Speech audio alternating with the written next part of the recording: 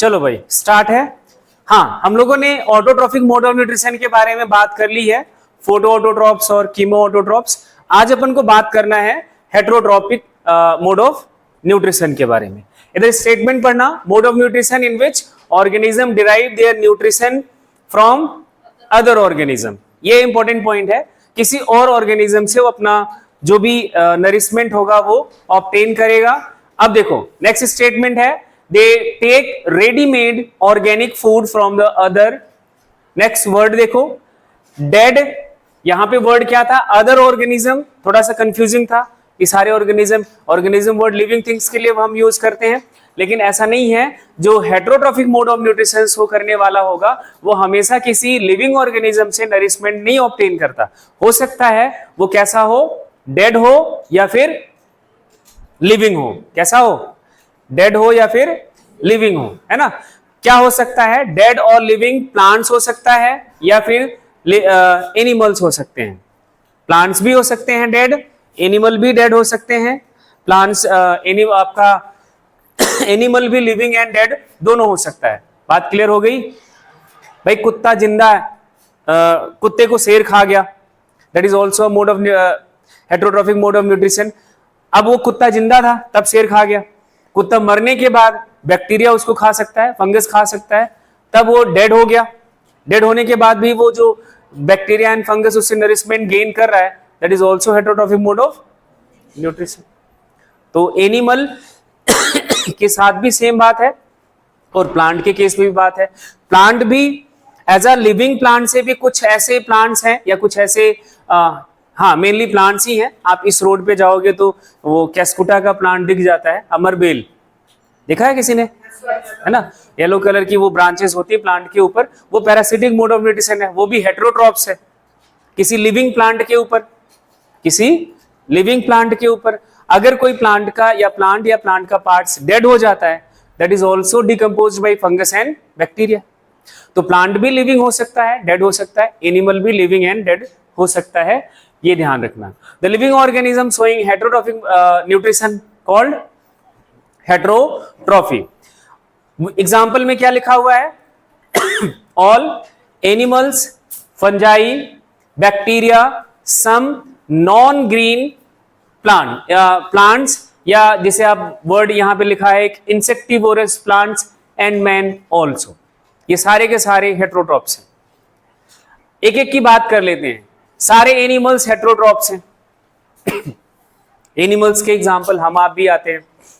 Fungi भी सारा heterotrophs है, बस सप्रोफिटिक मोड ऑफ न्यूट्रिशन बात करता है। अभी हम उनके टाइप्स पे आएंगे तो और क्लियरिटी आएगी कि कितने टाइप्स के हेटरोट्रॉफिक मोड ऑफ न्यूट्रिशन के भी फर्दर टाइप्स होते हैं।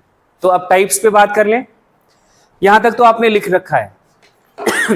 जो भी नया स्टेटमेंट लगे आपके लिए कि हाँ ये स्टेटमेंट हमने नहीं लिखा है, तो आप लिखते रहना साथ में, कोई अलग से टाइम लिखवाने के लिए नहीं मिलेगा, ठीक है। ये आप दोनों काम साथ में करो।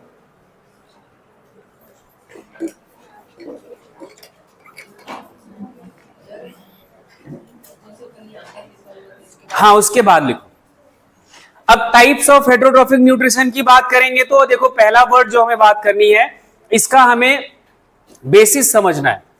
Depending on mode of obtaining food, क्या वर्ड ध्यान से सुनना, मोड ऑफ ऑब्टेनिंग फूड, किस तरह से कोई ऑर्गेनिज्म फूड ऑब्टेन करता है, उसका मोड क्या है, इसके बेसिस पर हेटरोट्रॉप्स को हम 3 कैटेगरी में क्लासिफाई करते हैं। पहला वर्ड सैप्रोफिटिक, दूसरा type parasitic and last one is the holozoic nutrition. These are the types of heterotrophic mode of nutrition. एक एक का डिस्कशन कर लेते हैं। पहला है सैप्रोट्रॉफिक न्यूट्रिशन। सैप्रो वर्ड का मतलब रोटेन, रोटेन का मतलब क्या होता है, सड़ा गला सा कोई भी, है ना, चीज मरने के बाद डिकम्पोजिशन स्टार्ट हो जाए तो वो सड़ना गलना शुरू हो जाता है, that is the rotten. Trophs का मतलब फीडर, जो रोटेन फीडर हो, क्या हो, रोटेन समझ गए भाई। तुम्हारी डेथ के बाद बॉडी क्या करने लगेगी, सड़ने गलने लगेगी, है ना, या कोई आपके घर में वेजिटेबल्स देखा होगा, वेजिटेबल्स आता है तो कुछ टाइम के बाद वो क्या होने लगता है, सड़ने लगता है ना। तो वो जो डिकम्पोजिशन स्टार्ट होने के बाद जो उसका मोड ऑफ न्यूट्रिशन, उस पे जो भी ऑर्गेनिज्म उसको खाएगा उसको हम बोलेंगे सैप्रोट्रॉफिक न्यूट्रिशन। सैप्रो वर्ड का मतलब याद हो गया सबको, क्या? रोटेन। ट्रॉप्स का मतलब तो पता ही है, फीडर, जो रोटेन फीडर है। स्टेटमेंट देखना, in this type of nutrition organism obtain their food from, कल ये वर्ड क्लियर हो चुका है, डिकेइंग ऑर्गेनिक सब्सटेंसेस। जो ऑर्गेनिक सब्सटेंसेस हैं, डिके होना शुरू हो रहा हो, डिकेइंग चल रहा हो, डिकम्पोजिशन चल रहा हो, उनको हम बोलेंगे डिकेइंग ऑर्गेनिक सब्सटेंसेस। ऑर्गेनिजम्स को हम बोलेंगे सैप्रोट्रॉप्स। जो इस तरह के डिकेइंग सब्सटेंसेस से अपना न्यूट्रिशन गेन करेगा वो क्या हो जाएगा, सैप्रोट्रॉप्स। क्या कहा जाएगा, सैप्रोट्रॉप्स। एग्जाम्पल के तौर पर बैक्टीरिया एंड फंजाई। क्या बोलोगे, बैक्टीरिया एंड फंजाई। ज्यादा ठीक रहेगा कि लिखो saprophytic bacteria and fungi. Fungi सारे के सारे सैप्रोट्रॉफ होते हैं। फंजाई सारे कैसे होते हैं, सैप्रोट्रॉफ होते हैं। सारे नहीं होते, कुछ उसमें भी अलग होते हैं, कुछ पैरासिटिक भी होते हैं, ठीक है। तो लेकिन हाँ ये जरूर याद रखना, ज्यादातर जो फंजाई हैं they are the saprotrophs, and bacteria भी ज्यादातर सैप्रोट्रॉप्स होते हैं। दूसरा स्टेटमेंट चलें, parasitic mode of nutrition. Parasitic का मतलब देखो, पैरासिटिक वर्ड का मतलब होता है, पैरा मतलब होता है अदर, दूसरा। जो किसी दूसरे ऑर्गेनिज्म से, लिविंग ऑर्गेनिज्म से, कंडीशन यहां पे यही है कि जो दूसरा होगा वो लिविंग होना चाहिए, वो डेड नहीं होना चाहिए।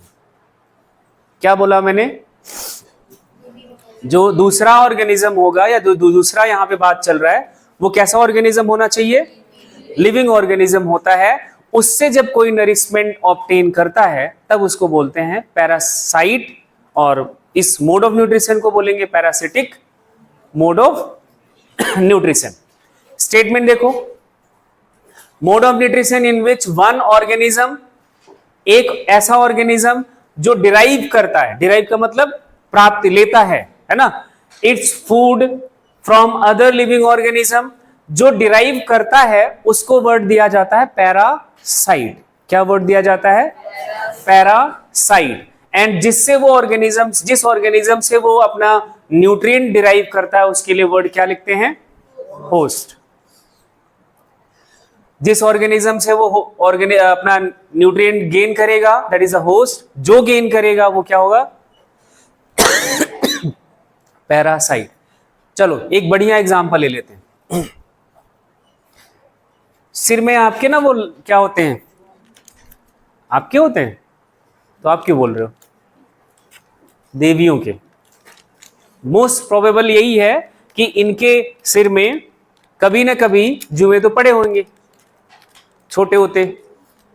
तो वो जो जुआ है वो क्या है, पैरासाइट है, और ये लोग क्या बने, होस्ट बने। तो बात समझ आ गई। तो आप किसी के होस्ट हो और कोई आपके लिए पैरासाइट। ऐसे बहुत सारे डिजीज कॉजिंग पैथोजेंस हैं जो आपको डिजीज कॉज करते हैं, दे आर ऑल्सो पैरासाइट्स। जैसे लीच, हाँ वो एक्टो पैरासाइट है। अभी पैरासाइट के भी दो टाइप होते हैं। डिजीज कॉजिंग कोई पैथोजन बोलो, टीबी किससे होता है, किस बैक्टीरिया से होता है, हाँ माइकोबैक्टीरियम ट्यूबरकुलोसिस। अब ये जो बैक्टीरिया है वो हमारी बॉडी का पैरासाइट है। क्या है, पैरासाइट है। हमारी बॉडी क्या है, होस्ट है उस बैक्टीरिया के लिए। ऐसे दूसरा एग्जांपल, आप सभी को कभी न कभी या नहीं भी हुआ हो सकता है, रिंग वॉर्म हुआ होगा, दाद खाज खुजली, ऐसा कभी हुआ है, वो पैचेस बन जाते हैं। नहीं हुआ है तो अच्छी बात है, स्किन से रिलेटेड प्रॉब्लम है, that is also a parasitic disease. वहां पे जो पैरासाइट है कोई फंगस है, तो इंट्रासेलुलर पैरासाइट है। पैरासाइट के एक्चुअली देखो वैसे बेसिकली दो टाइप हैं, एक्टोपैरासाइट एंड एंडोपैरासाइट, जो बॉडी के बाहर से, बॉडी के सरफेस से अपना न्यूट्रिएंट गेन करे, लाइस, लीच, अभी दो एग्जांपल आपने बोला, दे आर द एक्टोपैरासाइट। वो कैसे हैं?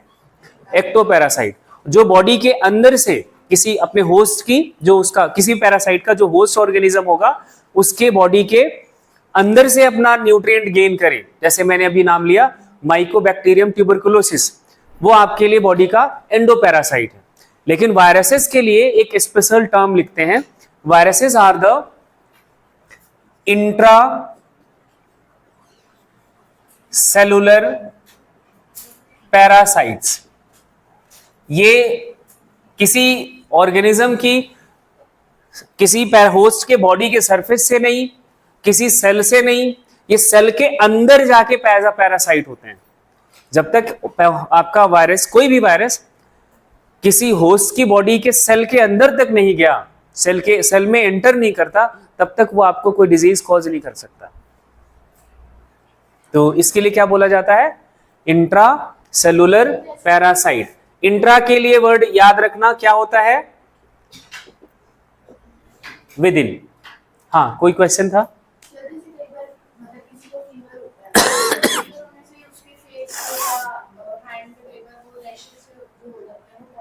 वो तो इम्यून रिस्पॉन्स है, वो डिजीज नहीं, इम्यून रिस्पॉन्स है। आपकी बॉडी में कुछ प्रॉब्लम चल रहा है, उसके लिए कुछ आपके सिम्टम्स आते हैं, वो है हाई फीवर सिम्टम है ना, हेडेक, ये सारे सिम्टम्स होते हैं। ऐसे बहुत सारे सिम्टम्स हैं। तो पैरासाइट्स और होस्ट की बात समझ आ गई। अब मैं एक स्टेटमेंट बोलने जा रहा हूं, ध्यान से सुनना। जो पैरासाइट होता है इस पैरासिटिक मोड ऑफ न्यूट्रिशन में, that is always in profit, वो हमेशा फायदे में रहता है, उसको कुछ नहीं करना, बना बनाया होस्ट की बॉडी से ले लेता है। एंड होस्ट जो होता है वो हमेशा लॉस में होता है। ये बात सबको याद हो गई? हाँ, दूसरी बात मैं वहीं पे आ रहा हूं, आपकी बात पे आ रहा हूं।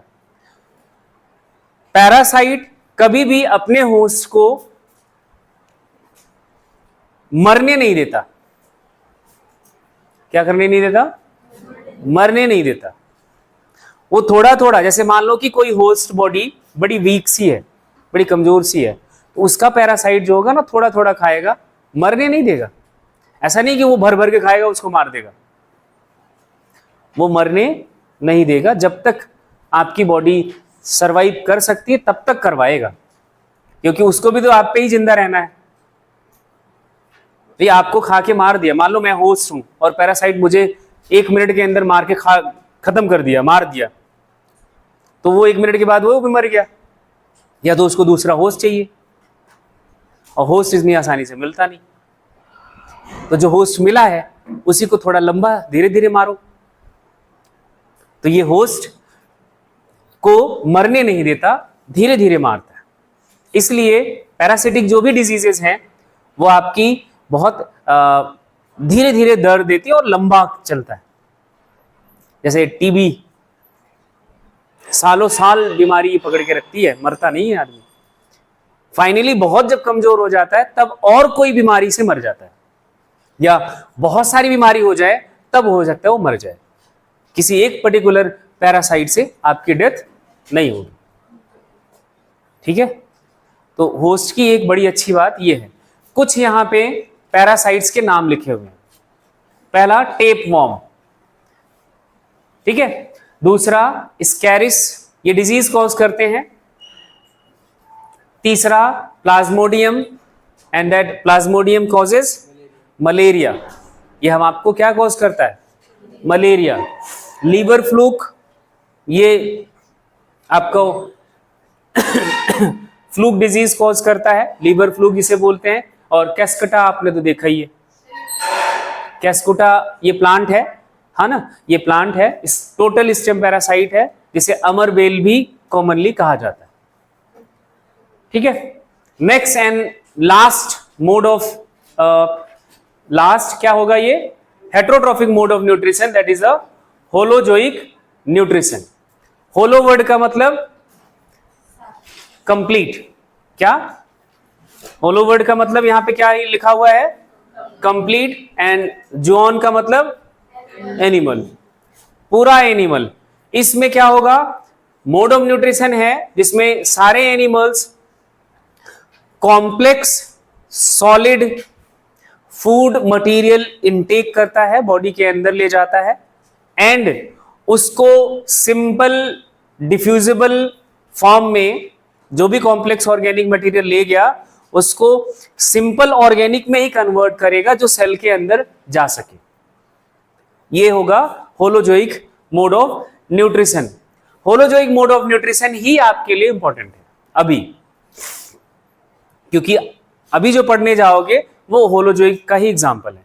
नेक्स्ट आपका जो टॉपिक है वो होलोजोइक मोड ऑफ न्यूट्रिशन का ही एग्जांपल है। Holozoic mode of nutrition complete होता है इन सारे स्टेप्स में। पहला, इंजेशन। इंजेशन का मतलब होता है जो organic complex organic food material है, दैट इज इनटेक। खाना खाना समझते हो? खाना खाने का मतलब क्या होता है? आपने एक रोटी या जो भी आपका फूड होता है वो उठाते हो, बक्कल कैविटी में रखते हो, थोड़ा सा उसको दांत वात की मदद से मैकेनिकली ब्रेक करते हो and swallow it, that is a ingestion. इतना काम आपका क्या हो गया? इंजेशन। दूसरा स्टेप आता है डाइजेशन। अब जो आपने कॉम्प्लेक्स ऑर्गेनिक मटेरियल खाया है, जैसे मैं एग्जांपल ले लेता हूं यहीं पे, आपने मान लो कि ब्रेड खाया है ना, and bread is a good source of carbohydrate, but इस ब्रेड में जो कार्बोहाइड्रेट होता है वो स्टार्च के फॉर्म में प्रेजेंट होता है। किसके फॉर्म में? सॉरी, स्टार्च के फॉर्म में प्रेजेंट होता है। Starch is the most complex form of carbohydrate. Word ध्यान से सुनना, यही सारे टर्म्स अगर क्लियर रहेंगे तो बहुत आसानी से समझ आता जाएगा, नहीं तो फिर परेशानी रहेगी। मैंने क्या बोला? Starch is the most complex form of carbohydrate. और भी बहुत सारे फॉर्म्स हैं, बट हम आपके लिए जो फूड में है स्टार्च, प्लांट जो ग्लूकोज स्टोर करता है। ये ब्रेड किससे बना है? नहीं, ब्रेड किससे बना होगा? Wheat, and that is a product of plant. तो प्लांट फोटोसिंथेसिस से क्या बनाता है? ग्लूकोज बनाता है, and glucose is converted into complex form, that is a starch which is stored in their storage part, and that is a grain। जो भी plant का पार्ट होगा जहां पे वो फूड स्टोर करता है वही हम खाते हैं। फ्रूट में स्टोर करता है तो फ्रूट खा जाते हैं, रूट में स्टोर करता है तो रूट खा जाते हैं, स्टेम में स्टोर करता है तो स्टेम खा बैठते हैं, सीड में स्टोर करता है तो सीड खा जाते हैं। मतलब वो रखे हम चुराए, जहां वो रखेगा वही हम खाएंगे। यही हो रहा है, ठीक है। जो प्लांट स्टोर करता है, मोस्टली प्लांट्स जो स्टोर करते हैं अपना ग्लूकोज वो स्टार्च के फॉर्म में स्टोर करते हैं। फ्रूट्स को छोड़ दिया जाए, फ्रूट्स में सिंपल फॉर्म में होता है आपका ग्लूकोज या कार्बोहाइड्रेट, ग्लूकोज के फॉर्म में होता है, फ्रक्टोज के फॉर्म में होता है, जो मीठा लगता है।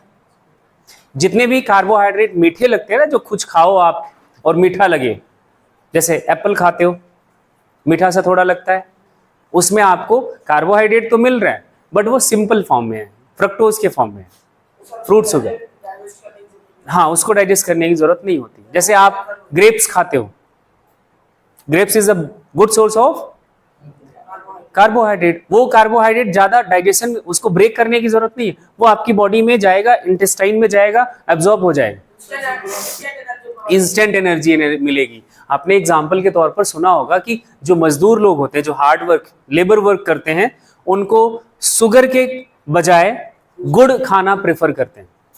क्यों? शुगर जो है वो सुक्रोज है। क्या है? सुक्रोज है, जो कि डायसैकेराइड है। क्या है? डायसैकेराइड, मतलब दो ग्लूकोज के मॉलिक्यूल से मिलकर एक सुक्रोज का मॉलिक्यूल बनता है। लेकिन जो गुड़ है वो ग्लूकोज है, that is a simplest form of carbohydrate. इससे सिंपल नहीं होता, यही सेल को चाहिए। तो आपने गुड़ खाया तो वो जस्ट पास आउट हुआ इंटेस्टाइन में, एब्जॉर्ब, तुरंत इंस्टेंट एनर्जी मिलती है बॉडी के सेल्स को, क्योंकि वो लेबर वर्क कर रहा है, उसको एनर्जी ज्यादा चाहिए।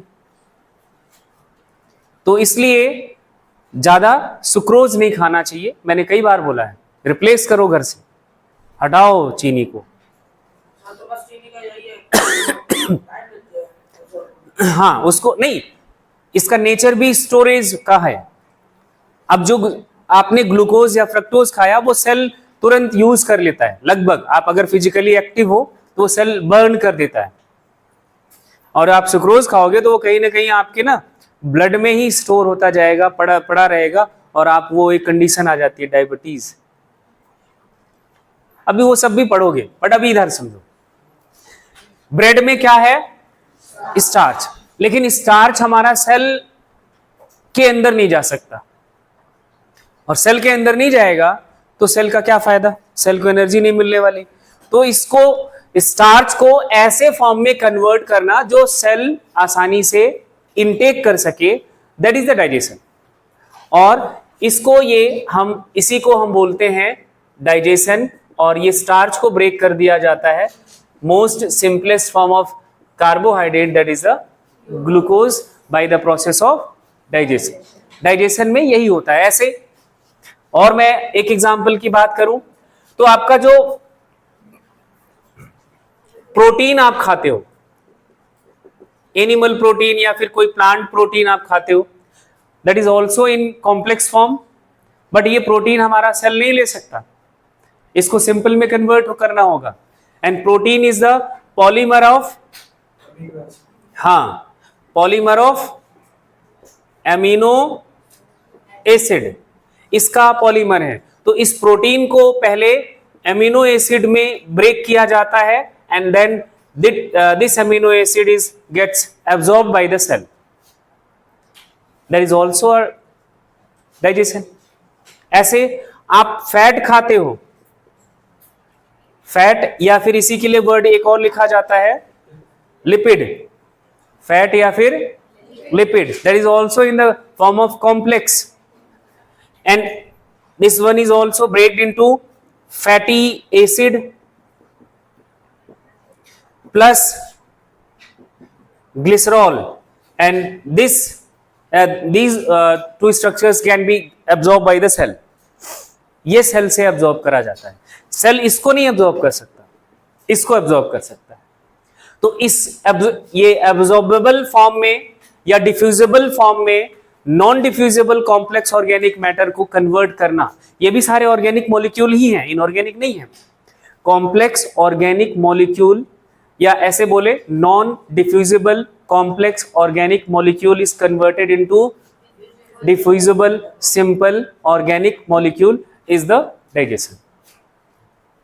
बात क्लियर हो गई? याद हो गया? चलो, डाइजेशन का मतलब क्या लिखा है? Change of complex food into simple diffusible form by the action of enzymes. यहां जो डाइजेशन को कंप्लीट करवाएगा, there is a involvement of different types of digestive enzyme. Enzymes क्या होते हैं? एंजाइम्स क्या होते हैं?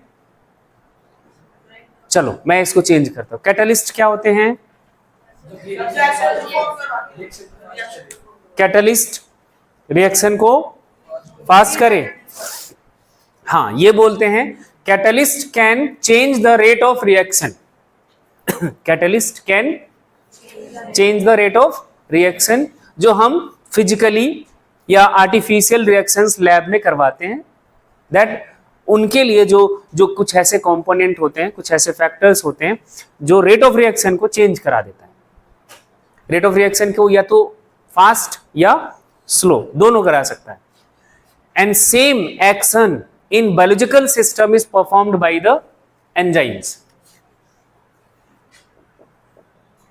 कैटलिस्ट का मतलब समझ आ गया? क्या करता है ये? सॉरी, रेट ऑफ रिएक्शन को चेंज कर देता है। एंजाइम भी सेम एक्शन करता है बायोकेमिकल रिएक्शंस के लिए। कौन सी रिएक्शंस के लिए? जो लिविंग सिस्टम में रिएक्शंस होती हैं। इसलिए एंजाइम के लिए एक वर्ड लिखा जाता है बायोकैटलिस्ट। ये अगर याद रहा तो कभी कंफ्यूज नहीं होते।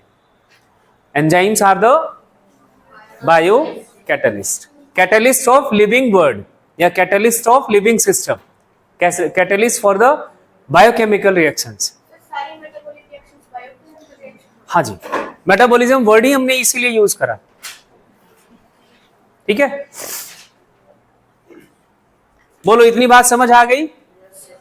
अब एक मैं एडिशनल आपको बात बोलने जा रहा हूं, बाद में जिक्र करेंगे। डाइजेशन दो टाइप का होता है। जो अभी हमने ये ब्रेकडाउन की बात करी है कि स्टार्च को ग्लूकोज में, प्रोटीन को एमिनो एसिड में, फैट को फैटी एसिड एंड ग्लिसरॉल में, ऐसे आपने एक और बायोमोलिक्यूल पढ़ा था, इसको भी मैं यहीं पे ऐड कर दूं, न्यूक्लिक एसिड पढ़ा था, है ना। That is also complex form, और इसको भी ब्रेक किया जाता है किसमें? सिंपल फॉर्म में। और इसका न्यूक्लिक एसिड का सिंपल फॉर्म आपने पढ़ा था क्या? मैं लिखने जा रहा हूं, आप सबको याद हो जाना चाहिए। Nitrogenous base plus pentose sugar plus phosphate group, ये भी डाइजेस्ट करा जाता है।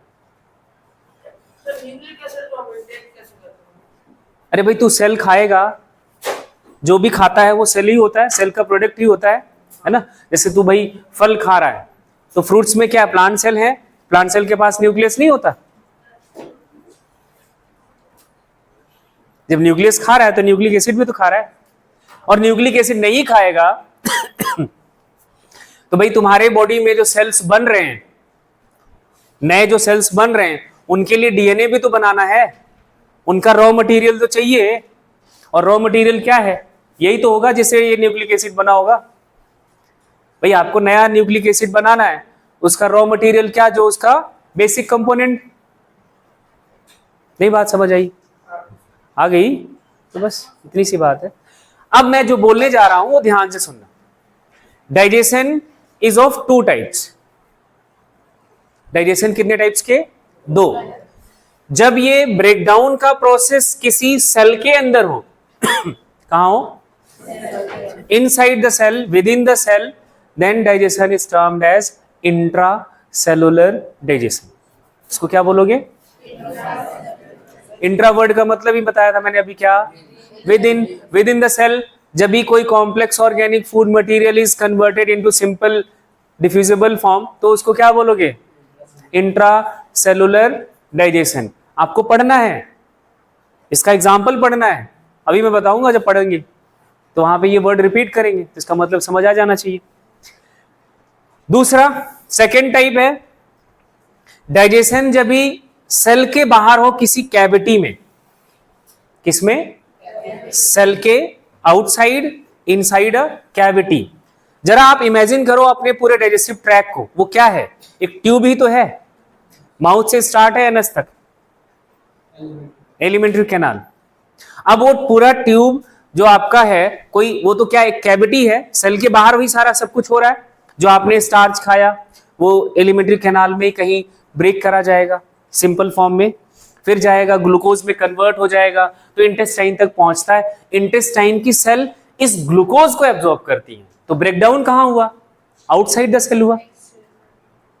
कहां हुआ? Outside the cell. And that type of digestion is known as extracellular digestion. तो हमारे में कौन सा डाइजेशन? देखो एक एग्जांपल याद हो गया, एक्स्ट्रा सेलुलर है हमारे में। हाँ जी, हाँ जी बिल्कुल, ये अच्छा सवाल है, यहां भी आएंगे। सेप्रोट्रॉप्स जो होते हैं, ये बहुत अच्छा सवाल है। सेप्रोट्रॉप्स में डाइजेशन एक्स्ट्रा सेलुलर होता है। जो सेप्रोट्रॉप्स होते हैं, जैसे मान लो कि ये वुड है, इस पे कोई फंगस लग रहा है ना, तो फंगस इस पे आके सेटल डाउन होता है, इस पे है ना अटैच होता है, and then fungal cell secrete their digestive enzymes on the substrate. इसको सबस्ट्रेट बोलेंगे। क्या बोलेंगे इसको? जो ऑर्गेनिक कॉम्प्लेक्स फूड है, मटेरियल है, इसमें ये सबस्ट्रेट है, इस पे एंजाइम वो सिक्रीट करा, देन वो एंजाइम क्या करेगा, इस मटेरियल में जो भी उसके न्यूट्रिएंट होंगे उनको सिंपल फॉर्म में कन्वर्ट करेगा। एंड देन जब वो सिंपल फॉर्म में कन्वर्ट हो जाएगा तो then fungal cell gets absorb that simple form of nutrient. तो सेप्रोट्रॉप्स में क्या होगा? Extracellular digestion. Next question भी आपके दिमाग में आना चाहिए, पैरासाइट क्या करता है? पढ़ लिया अभी पैरासिटिक मोड ऑफ न्यूट्रिशन। तो पैरासाइट डाइजेस्टिव सिस्टम नहीं होता या फिर बहुत लेस डेवलप्ड होता है। क्यों? जब कोई पैरासाइट ही है, जैसे मान लो कि आपका कोई ब्लड का पैरासाइट है, तो आप जो खाओगे उसको सिंपल फॉर्म में कन्वर्ट करोगे, होस्ट बॉडी उसको सिंपल फॉर्म में कन्वर्ट करेगा, है ना। उसके बॉडी फ्लूइड में वो सिंपल फॉर्म प्रेजेंट रहेगा, वहीं से वो एब्जॉर्ब कर लेता है, उसको डाइजेशन की जरूरत ही नहीं है। हाँ, वो एब्जॉर्ब करता है, इंजेक्शन वेजेशन नहीं, एब्जॉर्ब करता है। सॉरी, चलो आगे चलें। अब सेकेंड स्टेप क्लियर हुआ डाइजेशन का। अभी मैंने इतना टाइम यहां लगाया इसलिए क्योंकि आगे सब अभी आपको पढ़ना है, अमीबा का भी डाइजेशन पढ़ना है और ह्यूमन बीइंग का भी पढ़ना है, प्लांट्स का भी पढ़ना है। अभी हम जो पढ़ेंगे तो इंस्टेंटली यही पढ़ेंगे, फिर उसके बाद ऑटोट्रॉफिक मोड ऑफ न्यूट्रिशन भी पढ़ेंगे। थर्ड स्टेप, जब ये डाइजेशन कंप्लीट हो जाएगा तो जो आपका ये बायोमोलिक्यूल है, न्यूट्रिएंट है, इसका सिंपलेस्ट फॉर्म में कन्वर्जन होने के बाद cells gets absorb these nutrient and that is termed as absorption। क्या लिखा है? passing of simple soluble nutrient into the body या into the blood या फिर lymph, that is the absorption। उसके बाद नेक्स्ट है ब्लड में क्यों गया? ये ह्यूमन बॉडी के लिए लिखा है, blood is the transport medium for the human body, वो हर सेल तक ले जाएगा। एसिमिलेशन, एसिमिलेशन का मतलब ऐसे होता है जैसे, हाँ ऐसे समझ लो कि आपके घर में मम्मी, पापा, दादा और मान लो आपके चाचू, 4 लोग सोर्स ऑफ इनकम है। क्या है? 4 जगह से पैसे आ रहे हैं एक ही घर में, बहुत पैसा होगा, है ना। जो ये सोर्स ऑफ इनकम जब भी बहुत सारे हों, मींस कई जगह से आ रहे हैं, तो उनका हमें क्या करना होगा? घर में मैनेजमेंट करना होगा कि भाई कितना खर्चे में लगाना है, कितना इन्वेस्ट करना है, कितना किसी प्रॉपर्टी में लगा, जो भी वो एक पोर्टफोलियो बना के हम जो घर का मेन होगा वो डिसाइड करता है। सेम एज इट इज जो आपके एब्जॉर्ब न्यूट्रिएंट हुए, जिसको आपका ब्लड में एब्जॉर्प्शन हो गया, वो बॉडी में कहां कितना यूटिलाइज करना है। यूटिलाइजेशन में अगर वो खत्म हो जा रहा है तो क्या करना है, अगर बच रहा है तो क्या करना है, दैट इज एसिमिलेशन। एसिमिलेशन का मतलब utilisation of absorb food for various metabolic processes. अगर बच गया तो उसको स्टोर करेंगे, अगर नहीं बचा तो जो स्टोर्ड है उसको हम ले आएंगे यूज में। And last step is the ईजेशन। बड़ा हल्का फील होता है, अरे सुबह ही सुबह, बाकी कुछ लोग शाम को भी कर लेते हैं। Expelling out of the undigested food. Food में जो आपके न्यूट्रिएंट होते हैं सारे के सारे एब्जॉर्ब नहीं होते, उसमें से जो आपके लिए यूजफुल है वो एब्जॉर्ब होगा, जो अनडाइजेस्टेड है, जिसका हम डाइजेशन नहीं कर सकते, है ना, वो बॉडी से क्या करा जाएगा? क्या करा जाएगा? बाहर कर दिया जाएगा। एग्जाम्पल, वर्टिब्रेट्स, इनवर्टिब्रेट्स, लगभग सारे एनिमल्स इधर ही आते हैं, इंक्लूडिंग जिनके पास वर्टिब्रल कॉलम है, बैकबोन, जिनके पास नहीं है, बट वो एनिमल है, थोड़ा ऑर्गेनाइजेशन अच्छा ठीक है, कॉम्प्लेक्स है, तो उनमें भी यही होता है। शुभम, हाँ। अब उसके बाद देखो, इसके बाद आपको ये बात समझ है, क्या समझ है? ये स्टार वर्ड लिखा हुआ है। Depending on the type of food habit, क्या खाने की आपकी आदत है, एनिमल्स को हम 3 कैटेगरी में क्लासिफाई करते हैं। एक ऐसे एनिमल्स होते हैं जो सिर्फ ग्रीन प्लांट्स ही खाते हैं, उनकी आदत सिर्फ ग्रीन प्लांट्स खाने की है, जैसे गाय, बकरी, बफेलो, कैमल। वो मुर्गा तो नहीं खाता, तो इनको क्या बोलोगे? हर्बीवोर्स। गोट, काउ, डियर, रैबिट, ये सारे के सारे कैसे हैं? हर्बीवोर्स हैं। अब इसमें से ये जो रैबिट वर्ड है ना, ये बड़ा गंदा एनिमल है तो हर्बीवोर्स। इसके लिए एक और स्पेशल टर्म यूज करते हैं, रैबिट इज अ कैप्रोफेगस एनिमल। ये कैप्रोफेगस क्या होता है? ये खाता घास फूस है, वो दूब ग्रास अच्छे से खाता है ना। खाने के बाद ये डाइजेशन ठीक से नहीं कर पाता, तो एक्सपेल आउट करने के बाद फिर से खा जाता है। कार्निवोर्स, ऐसे भी जानवर होते हैं जो फ्लैश खाते हैं दूसरे एनिमल्स का एज अ फूड, हमेशा सिर्फ फ्लैश खाते हैं, तब उसको हम कार्निवोर बोलेंगे। एग्जाम्पल टाइगर, लॉयन, ये हमेशा किसी दूसरे एनिमल का फ्लैश खाएगा, ठीक है।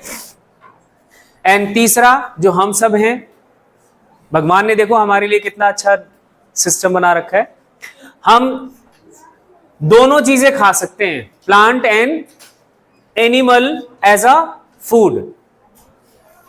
Plant and animal flesh as a food हम खा सकते हैं और खाते हैं, इसलिए हमें क्या कहा जाता है? ऑमनीवोर्स। रैट है, पिग्स है, क्रो है, कॉकरोचेस हैं एंड शुभम। कौन? Pig carnivore. कितना भोदू सा जानवर है वो कब से कार्निवोर हो गया? उसको तो और बोलो, सुबह सुबह भी साफ कर देता है वो, ठीक है। अब आपका होमवर्क देखो, ये रहा। ऑटोट्रॉफिक हेटेरोट्रॉफिक के बीच डिफरेंसेस, होलोजोइक और सेप्रोट्रॉफिक के बीच डिफरेंसेस यहां तो मेंशन है, आपको करके आना है।